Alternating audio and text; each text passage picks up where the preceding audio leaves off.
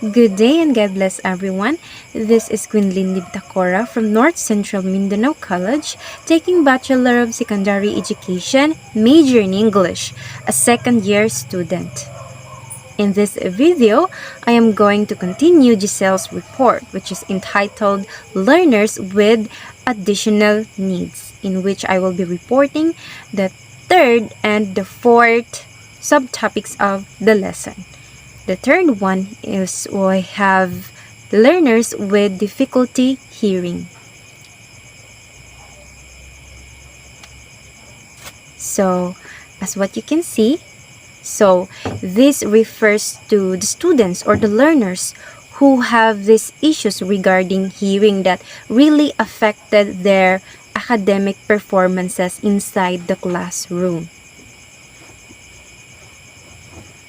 So let's proceed with the definition. So we have here the definition from Individuals with Disabilities Education Act, or also known as the IDEA, define it as an impairment in hearing, whether permanent or fluctuating, that adversely affect a child's educational performance but is not included under the definition of deafness. So there is a difference between a hearing impairment and deafness. So, hearing impairment refers to a minor or severe conditions of a person. It could be a minor. It could be referred to as a minor or severe conditions of a child when it comes to their hearing impairments, while deafness refers to a profound loss of hearing. So, what we can understand, there are students or learners who have this special needs that need to be addressed or need to be guided by their parents and the teachers. Deafness is considered when hearing loss is above 90 decibels, while the hearing impairment is completely opposite to the deafness, since the deafness is when hearing loss is above 90 decibels, while the hearing impairment is below 90 decibels. So we have the third one. The main challenge of hearing impaired students is communication, since most of them have varying ways of communicating. So it could be very challenging to those students who have this hearing impairments. Bakit? Kasi maaapektahan yung learning nila inside the classroom. So posibleng meron silang ma-skip na important information that could really affect their learning and how they communicate or interact with the people that are around them. So the next one, the factors affecting the development of communication skills, we have the following: intelligence, personality, the degree and nature of deafness and residual hearing, family, environment, and the age of onset. So these are some of the crucial or important factors na makaapekto talaga sa development sa communication skills of a student or a learner. So the next one, the latter plays the most crucial role in the development of language, as those who are having hearing loss present at birth are more functionally disabled than those who lose hearing after language and speech development. So may mga students that hearing loss is present na have hearing loss present at birth, while yung iba naman is they already experience and communicating with other people. So it's a big challenge, or it's a big challenge for those students na may hearing loss or may disability when it comes to hearing. So posible na sa pamamagitan nito, maaari talagang maapektuhan yung communication skills nila on how they deliver their own words or how they interpret things or how they understand the people that surrounds them. So the next one, let's proceed with the identification part. So to identify learners with difficulty hearing, observe a student and see if he or she does the following items below. So these of the symptoms, or shall we say the signs that a student has this disability or the hearing loss or the hearing impairments. So the first one, speaking loudly. So most of this is one of the signs na ang student is naa siya ani nga kind of disability or this impairments, hearing impairments, speaking loudly. The second one is positioning ear toward the direction of the one speaking. We have also here the third one, asking for information to be repeated again and again. Why? Because kaning mga students that has hearing impairments, so there are instructions of the teachers that is not clear for them. So, ang mahitabo, they may ask another person or their fellow students to repeat the instruction again and again because they cannot comprehend as they can't really understand or the instructions is not clear for them. So the next one is the delayed development of speech. Of course, because of this disability in their hearing, so maapektahan na tanan. Pwedeng madelayed ang iyang development sa speech as well as on how he respond to the instructions given by the teacher. So maapektahan na tanan once na nakay disability or a student has this disability, maapektahan ang iyang development, iyang development all throughout the teaching and the learning process. So let's proceed. Okay, we have here another, watching the face of the speaker intently. So mahitabo because he cannot he cannot clear the voices loud enough. So mahitabo tutukan niya ang noun sa speaker without tutukan niya pero dili pa jud kay clear enough ang information sa iya. It is because of his disability, hearing disability. Favoring one ear, like isa lang ang iyahang gina-favor or gamito na dalunggan para maminaw. Another one is not responding when called. Of course, this is possible because a student with a hearing disability might think na wala rato or wala siya nadunggan or something like wa siya kabalo nga siya di ay ito ang gitawag by a teacher. Another one has difficulty following directions. Of course, especially if a teacher he would deliver the instructions or announcement through verbal. So since a particular student has this disability in hearing, so he may have this difficulty or he may struggle in following the directions since he cannot hear some of the words since he have this hearing disability or impairments. Another one does not mind loud noises. So baliwala lang sa iyaha ang mga loud noises that nakasurrounds sa iyaha. Another one is leaning close to the source of sound. So mahitabo dili siya ang permanent iyahang seat. So in order for him to understand or para ma-clear siyang instruction sa another person or shall we say sa teacher, so mahitabo mulin siya forward, magpaduol siya sa speaker. Another one. So let's proceed with the learning characteristics. With the students having hearing impairments or disabilities or disorders. Students with hearing have deficiencies in language and their experiences. Of course, because of this disability, they may having limitations in terms of participating in the class in which their learning will be affected all throughout the teaching in which he cannot really comprehend or learn well because of this disability that might hinder his productivity and creativity. Another one, they may miss crucial information that non-hearing impaired students learn incidentally.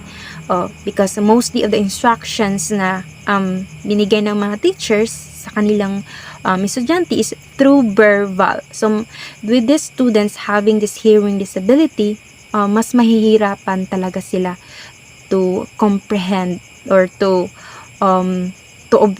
observe those instructions clearly. Another one, students may overcome these problems by investing time, energy, and combined effort by both parents and educators. So, in order for the students who have this hearing disability, they must mag-invest din sila time and energy para ma-behind inside the classroom. With the combined effort of the parents and educators. So, mahitabo, there would be an adjustment or there will be certain activities or planuhan sa teacher para makaparticipate gihapon ng students with this ability. Okay, with the support of the parents. So, let's have another one. Most learners with difficulty hearing use various methods of communication, like use of hearing aids combined with lip reading. These students are referred to as oral since they can communicate through speech as opposed to sign language. Okay, so ang students in hearing disability nakadepende na ay students that he can still communicate with the other people that surrounds him, though dili kaayo kon iyahang hearing, dili kay anak ka-active. So mahitabo in order for a student na makaparticipate in the class, makakontinue iyang learning inside the classroom. So young parents may also give him or provide him mga equipments, or shall we say kaning tawag nga hearing aids, nakabantay man tana, diba? There are students nga ginabutang sa ilang dalunggan para makadungog sila, para mas ma-improve ang ilang hearing ability inside the classroom. Another one, they might have delayed communication skills since the development of vocabulary is slower. Of course. So, kaning mga students having this hearing disability, mas slow gud ilahang process when it comes to pag-develop sa ilahang vocabulary. It is because of their disability. Unless sa mga students na walay disorder when it comes to their hearing. So, mas paspas ng ilahang development sa vocabulary. Unlike these students who have hearing impairments. So, the next one. Let's proceed with letter D, the general educational adaptations. So, what are these adaptations in the educational system for the students who have this difficulty, who have this struggles with their disability? So, there are other ways to adapt to hearing impaired students. So, these are some of the techniques that were imposed in the school, especially ang mga teachers, they consider their learners with this having this learners with disabilities. So, na sila yung mga techniques na ginahatag in order for the students to still maka-perform and maka-learn inside the classroom. So, we have here, teachers should help students with difficulty hearing to use the residual hearing they may have. So, like, they may have hearing aids, diba? Makatabang na sila para mas maklaro na sa ilang instruction, mas makadungog na sila sa ilang palibot with this mga devices or the equipments they have na ibutang nila sa ilang ear. Another one, teachers should help students develop the ability for speech, reading, or watching others' lips, mouth, and expressions. So, of course, teacher should iya ginambantayan ang every student, ilahang development if naabagay progress nga nahitabo. So, isa na sa iyang responsibility, especially sa mga na ay students with disability.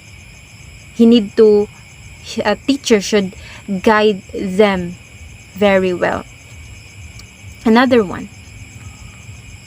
Teachers should be mindful to face the class at all times when presenting information while ensuring that the students with difficulty hearing sit near them. So of course, in the class, you have to consider all of your students, especially sa mga students who have this special needs, especially the students who have this disability in their hearing. So may tabo, you have to place them in front of the class or near to the speaker, near to the blackboard, in order for them to hear the words or the instructions or the statements of a teacher clearly. So you have to put them in the front or near. You have to put them in the front in order nga mas makasabot sila, masabdan to nila kay dool naman nila ang nag-instruct sa ilaha. Another one, exaggerating the pronunciation of words should not be done for it just makes it difficult for the students with difficulty hearing. Of course, you as a teacher, dili na necessary to exaggerate the words too much because it will make more confusions with the students, especially sa mga students having this hearing disability. So you should beware of that. Don't pronounce the words you don't have to exaggerate the pronunciation of words. You don't have to exaggerate too much. Next, directions as well as important parts of the lesson. It should always be written on the board. Okay, since there are the students who have this hearing disability or hearing impairments, so ang may tabo, you as a teacher, you should also write the instructions on the board para mabasa na lang nila. You don't have to put too much effort para mas masabtan sa na student na hearing disability. Bukod sa maghatag ka verbally with the students, also you have also to reconsider the students who are having this hearing impairments. So you have to write the instructions in the board para mabasa nila and mas makasabot sila. Another one, written or pictorial directions instead of verbal directions may be given. Okay, so you may include also pictorial directions para mas ma-illustrate or makuha ang concept or sa imong gibot pasabot sa students having this hearing impairments or disability. Next, steps to an activity may be physically acted out instead of verbally given. So if you can, so you have to act it out, not just imuha lang istorya ang instruction in front of the class. So next, a variety of multisensory activities should be given to allow the students to focus on their learning strengths. Of course, the students, a student has these different abilities, has these different strengths and weaknesses. You have to expose the students to the different kinds of activity in order for them to determine their strengths, na mas makadiscover sila silang self, ahadi sila nga mas ma-develop ilang skills, ilang knowledge, nga makadiscover sila silang strengths and weaknesses all throughout the different kinds of activity. Because multisensory activities referred to all kinds of activities such as ma-develop ang ilang speaking, ilang reading, writing, viewing, and among others, in which also mas ma-develop ang ilahang understanding or analytical skills, ang ilang critical thinking of a particular lesson, na makuha nila ang concept ani. So through that they will able to develop their learning skills. Next, teachers should be more patient when waiting to hear a response from a hearing impaired student, which may take longer than usual. So of course, you as a teacher, you should be patient you should be patient in waiting for your students with this hearing impairments. You should be kaning dapat taas imong pasensya sa ilaha, since naa sila ani nga disability. You have to guide them well. So let's proceed with the part 4, which is learners with difficulty communicating. So this refers to the students who have this or having this struggle when it comes to communicating. So na on how they deliver their own thoughts, their words with the people that surrounds them. Okay, so an example of this, students who are having this difficulty in communicating, it could be because wala pa kay nag-develop ang ilahang mga physiological aspects. It could be na sila yung mga bulol sila, or something like they tend to stutter, and among others nga possible nga conditions of a student. So next, so let's proceed with the communication, with the definition rather. So the types of communication impairments and disorders.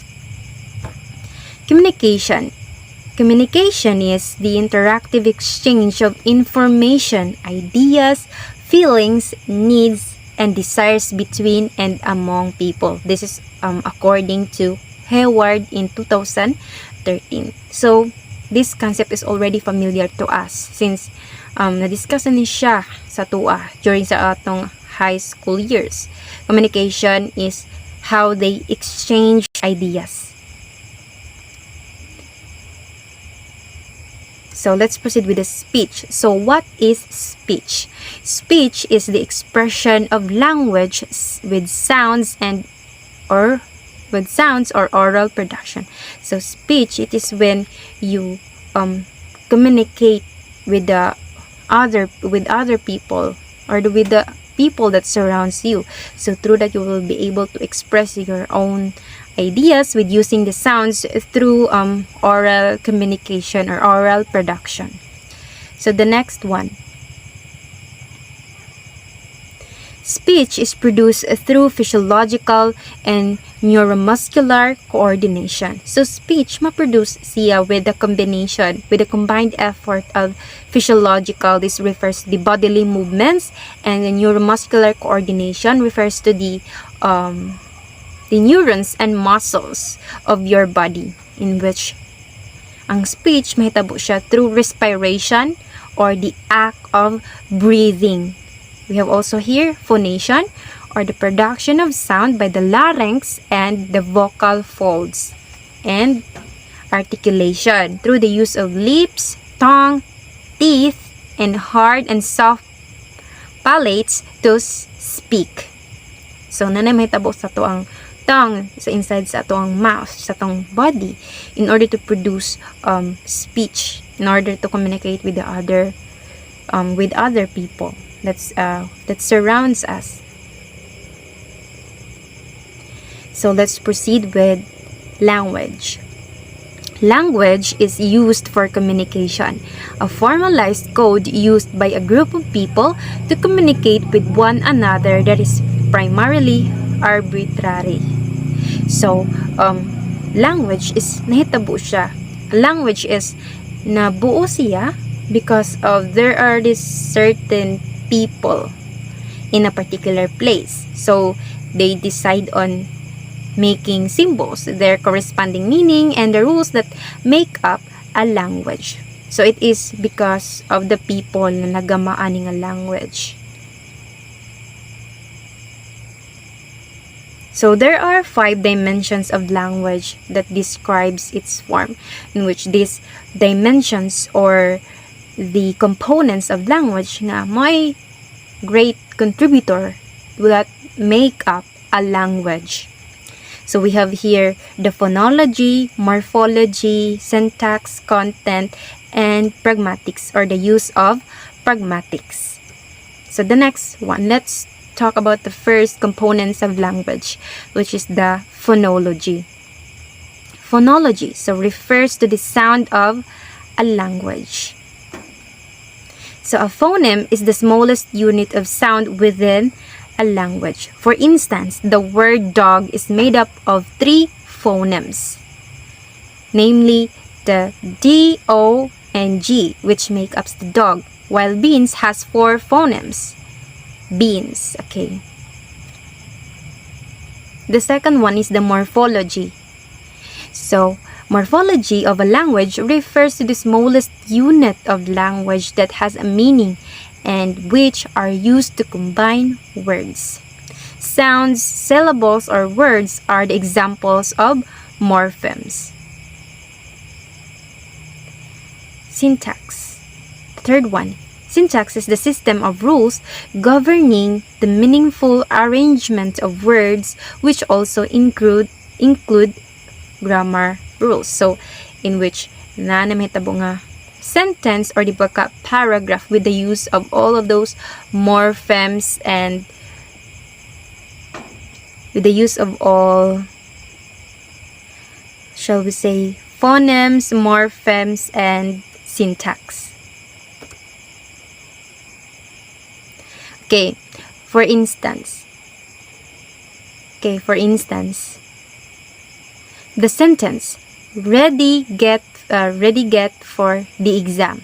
So does not make for instance, the sentence ready get for the exam does not make sense until arranged in the right sequence as get ready for the exam. So as you can see there, mo ni siya ang nag-refer sa syntax. It's the proper arrangement.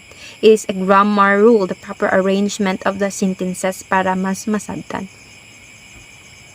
So the fourth one, which is the semantics. So what do you mean by semantics? Semantics refers to the meanings associated with words and combination of words in a language. So this also includes vocabulary, concept development, connotative meanings of the words, and categories. The fifth one, which is the pragmatics. It revolves around the social use of language, knowing what, when, and how to communicate and use language in specific contexts. So there are 3 types of pragmatic skills. We have using language for different purposes, changing language according to the context, and the following rules for conversations and storytelling. This is according to Hayward in 2013. So, let's proceed with the speech impairments. These are the communication disorders such as stuttering, impaired articulation, and language or voice impairment. Such as disorders are significant enough that they can adversely affect a student's academic performance. Still, during the third subtopic, we discussed about the hearing impairments. And here in the fourth one, so we will be discussing about this speech impairments or voice impairment, na which nakaapekto gihapon siya sa academic performance of a student. Okay, the next one, the articulation disorder. A child is unable to produce a given sound physically. Severe articulation disorder may render a child's speech unintelligible. For example, I want a blue lollipop.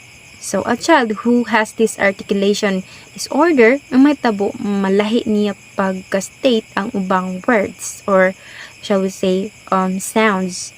Example, I want, instead nga I want a blue lollipop, nahimo niyang I want a blue wowie pop. So, this is an example na sa mga babies, especially sa mga bata pa.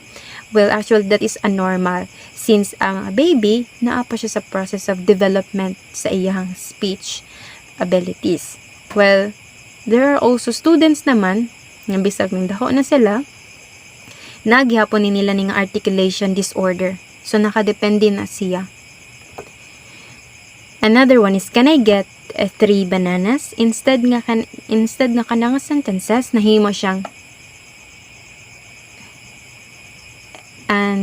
and I eat the nanas, mga medyo nagkulang-kulang na iyang mga wordings. Next one is the phonological disorder. So a child produces multiple patterns of sound errors, which obvious impairment of intelligibly. An example of this is the pie is good, but instead the pie is good, a child or a student eat this gihimo niyang cat by his stool. So nahitabo nahimo siyang phonological disorder. So the third one is the fluency disorder. Difficulties with rhythm and timing of speech. Stuttering is an example marked by the rapid-fire repetitions of consonants or vowel sounds.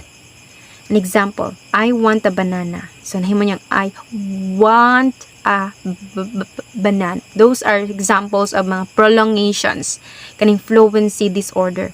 Nahitabuan ni na yung mga persons ani having this disability. So as you can see now, if you used to watch videos from TikTok, there are a lot of also persons who have this fluency disorder. Like they used to prolong vowel or consonant sounds. We have here the repetitions. I want a banana. Okay. Those are just example of fluency disorder. It could be a possible for any person. It could be also present at birth in anak. The next one is the voice disorder. Problems with the quality or use of one's voice resulting from disorders of the larynx. So, natural siya. Like, disorders siya coming from, resulting siya, resulting from disorders of the larynx. So, voice may be excessively hoarse, breathy, or too high-pitched. Tagning ra kaayo. So, an example of this is the phonation disorder, which is the, he may sound a breathiness and hoarseness, or hypernasality. Next one is language disorders. So it involves problems in one or more of the 5 components of language and are often classified as either expressive or receptive. Expressive language disorder, it interferes with the production of language, while the receptive language disorder, it interferes with the understanding of language. Some children may be found to have a combination of receptive and expressive language disorder. So, a student with having this disorder, pwedeng isa ra ang naani niya or pwedeng naa siya aning duha. So, the next one. Let's proceed with the identification. A comprehensive speech and language evaluation to determine the presence of communication disorder involves several components. This is according to Hayward in 2013.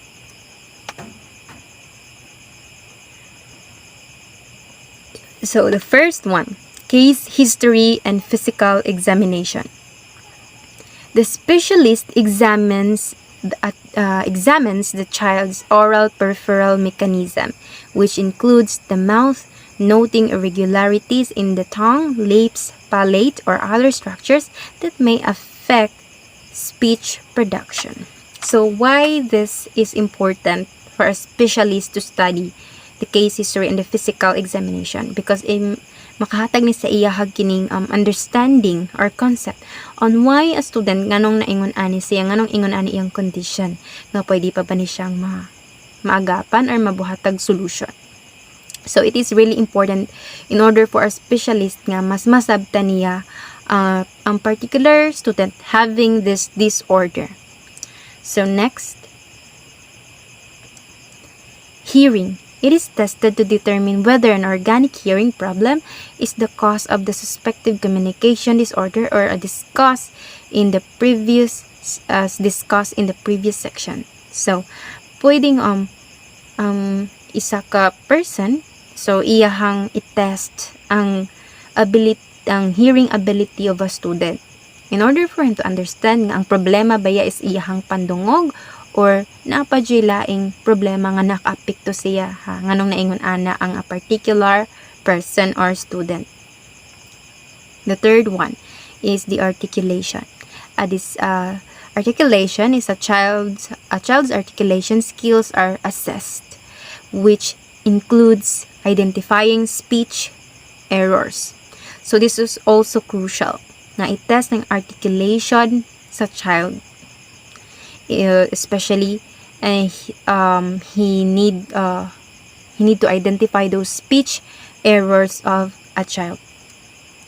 The next one, phonological awareness and processing. This would provide the foundation for beginning to read in young children.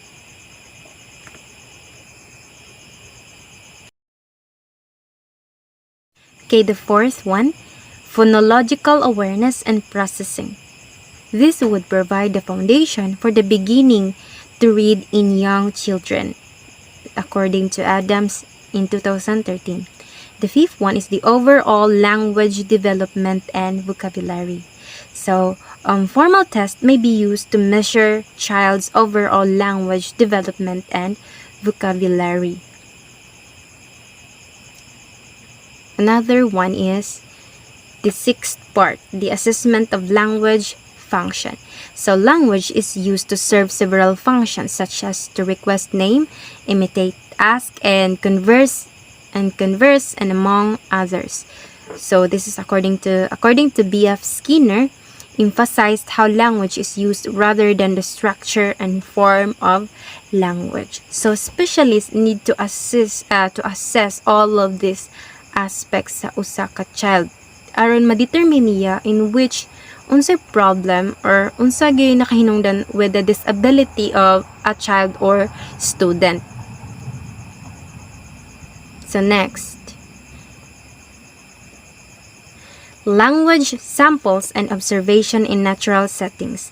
Observations in natural settings allow the specialist to sample the child's language in daily activities and observe parent and child interaction and communication as part of holistic assessment. So a specialist observe niya ang particular child or student. It could be in how unsay ang ginabuhat sa school, or shall we say sa iyang inside the household, sa young family, and how also he interact with his friends or neighbors.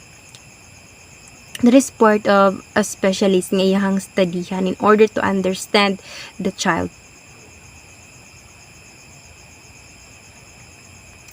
And we have also here the language difficulties. So as what I have discussed a while ago, there are two types of language difficulties. We have the expressive and the receptive language difficulties. So in expressive language difficulties, we have here a student may have a limited vocabulary, incorrect grammar or syntax, expressive repetition of information, difficulty constructing sentences, and difficulty in formulating sentences. While the receptive one, a student may have a following oral directions, understanding humor or figurative language, comprehending compound and complex sentences, responding to questions appropriately. So, both of these language difficulties may have this advantages and disadvantages.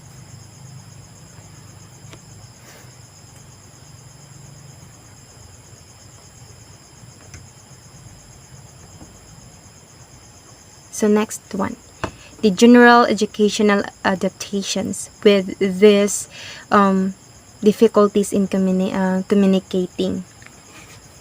This section discusses the use of universal design for learning, or known as the UDL, practical tips to be used in the classroom, or the techniques that could be applied inside the classroom with the students having communication difficulty in communicating, or shall we say language or speech impairments. First one is the universal design for learning. Use of UDL in the classroom allows children to learn information, demonstrate understanding, and stay engaged in multiple ways. Multiple means of presentation, expression, and engagement inside the classroom all throughout the teaching and the learning process. The second one is the practical tips for the classroom. In addition, in using UDL, there are practical tips and techniques that teachers can use to provide students with communication difficulties and the support they need in order to be successful, to have a successful learning inside the classroom, in order to develop their skills and abilities, or shall we say the talents that they need in their future endeavors as a student, although they have these disabilities inside the classroom, with the help of the parents and the guidance from the teachers. The next one. So the following list provides practical suggestions that teachers can be used inside or in the classroom.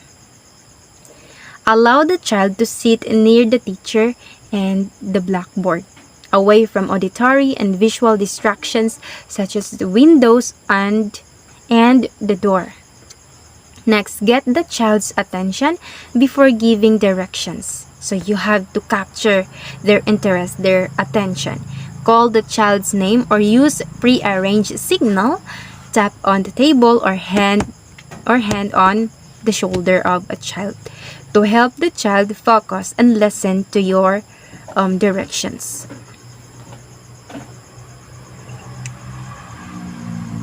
Number 3, use pictures, charts, and other visual aids when explaining content to supplement auditory information. Number 4, speak slowly and clearly without exaggerating speech. So you have to speak loud enough, slowly and clear, in order for your students to get what you are trying to address to them inside the classroom. But you don't have to exaggerate the words. The 5th one is simplify directions into short steps. So break down multi-step directions and give each one at a time instead of just repeating each one's. Number 6, provide a written copy directions for a task so the child can refer back to it at his or her own pace. So you as a teacher, you could either hand them a written output or a written instruction for them to read and comprehend, or also you may use a picture or write in the board the specific instruction that you are going to introduce in the classroom. Okay. The 7. Okay. Use gestures to clarify information. So you have to have this gestures. You have to use hand movements or bodily movements in order to make them believe in you, in order to get their attention. The 8th one. Use peer-mediated instruction so that peers without difficulties can serve as language models and learning buddies. Number 9, provide extra time to prepare for oral language activities. Do not call children with communication difficulties or disorders to recite first in the class. Call other typically developing children first to serve as language models. Okay. Number 10, model correct language forms and use appropriate wait times, 3 to 5 seconds or more, to give the child time to think and respond. 11, explicitly teach vocabulary that is needed in the learning context to promote better comprehension. That is why there are certain schools that it is inclusive for students who have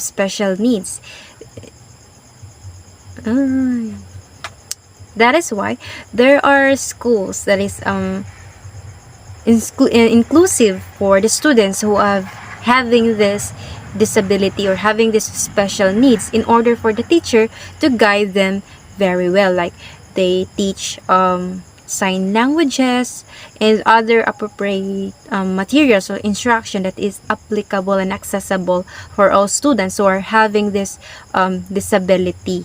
That still, na despite na sa ilang mga disabilities or mga impairments as an individual, they can still continue nga ma-develop ang ilahang knowledge, ang ilahang skill inside the classroom.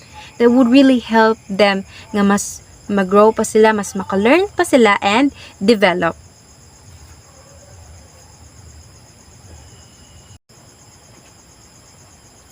And that would be all. Thank you so much and God bless.